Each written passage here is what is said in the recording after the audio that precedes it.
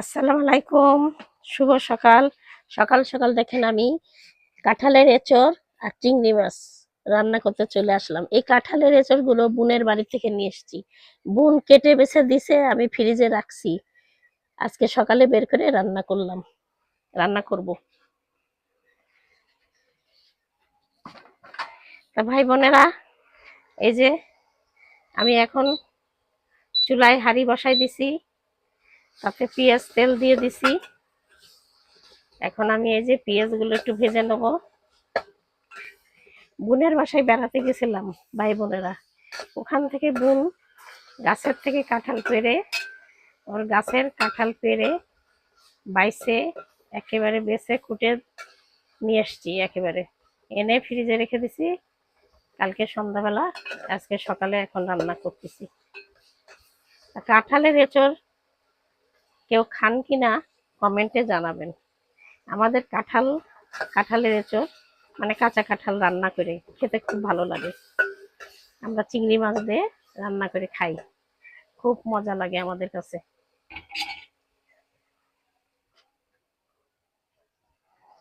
তা আমি এখন চিংড়ি মাছগুলো দিয়ে দিচ্ছি, পেঁয়াজের সাথে একটু ভাজি হোক।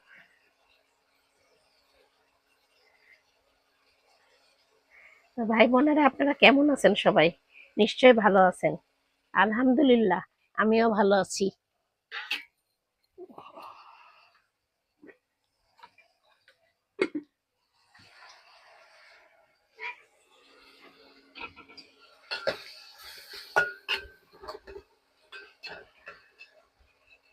এক এক করে মশলা দিয়ে ফেলি।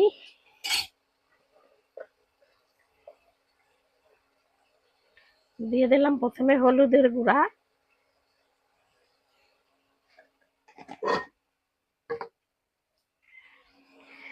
দিয়ে দিচ্ছি লবণ স্বাদ মতন,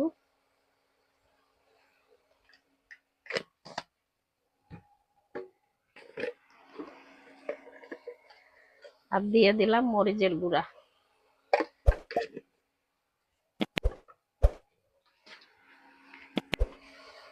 আর দিয়ে দেবো এখানে আদা রসুন বাটা। দিয়ে আমি পানি দিয়ে দিলাম কষানোর জন্য মশলাটা কষানোর জন্য। আর একটু মশলা দেবো, জিরার গুঁড়া, ওইটা এখনো দিই নাই, ওইটা দিব। দেখি একটু জিরার গুঁড়া দিয়ে দিই।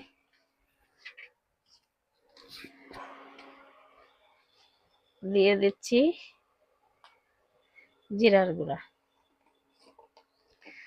কেন যে এটা সব রকম মশলা দিয়ে রান্না করলে ভাই বোনেরা গোশের মতন লাগে, এই জন্য আমি সব রকম মশলা দিয়ে মশলাটা এবার ভালো করে কষাবো। মশলাটা কষানোর জন্য আমি দিয়ে দেবো ঢাকনা, কষানো হোক।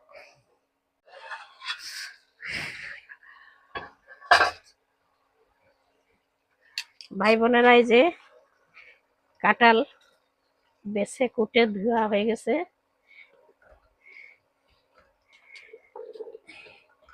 বাসা তো দেখাতে পারিনি, এত অনেক দূরের থেকে নিয়ে এসছি।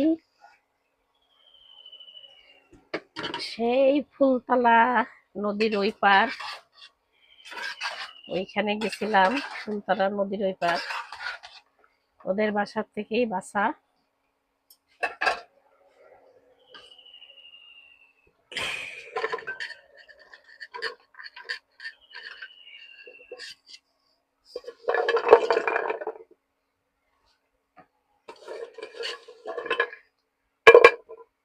ভাই বোন থাকলে অনেক লাভ আছে, ভাই বোনেরা অনেক কিছু দিয়ে দেয়, যেমন আমাকেও দিয়ে দিছে কালকে অনেক কিছু। ওদের নিজেদের জমি জমা আছে, আলু দিয়ে দিছে, রসুন দিয়ে দিছে, যে কাঁঠাল দিয়ে দিছে, কাঁচা কলিজু দিয়ে দিছে। ভাই বোনেরা থাকলে অনেক সুবিধা আছে, লাভ আছে। আমি এখন ঢাকা দিয়ে দেবো, একটু কষানো হোক, তারপরে আবার আপনাদের কাছে আসছি।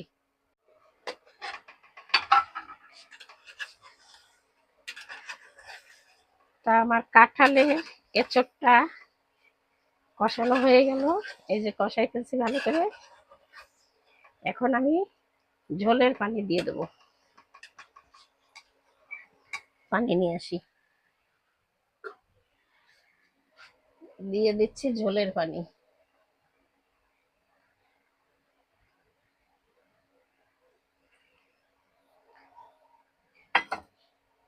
এটা খুব বেশি পানি ঝোল হবে না, একটু গায়ে গায়ে মাখা মাখা থাকবে, এই যে চচ্চড়ির মতন।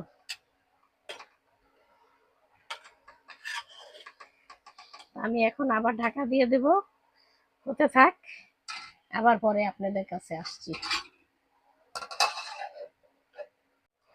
তা আমার কাঁঠালের এঁচড়ের তরকারিটা দেখি কি অবস্থা। চিংড়ি মাছ দিয়ে কাঁঠালের এঁচড় তরকারি।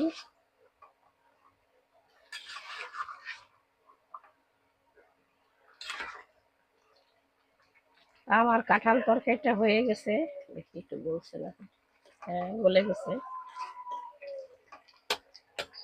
তা ভাই বোনেরা, আপনারা কাঁচা কাঁঠাল এইভাবে বেছে কুটে ধুয়ে চিংড়ি মাছ দিয়ে রান্না করে খাবেন, আশা করি অনেক ভালো লাগবে।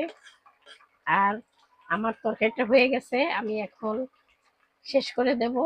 আপনাদের যদি ভালো লেগে থাকে লাইক কমেন্ট শেয়ার করবেন, আমার পাশে থাকবেন, একটা সাবস্ক্রাইব করে দিবেন। আমি এখানেই শেষ করলাম। আল্লাহ হাফেজ।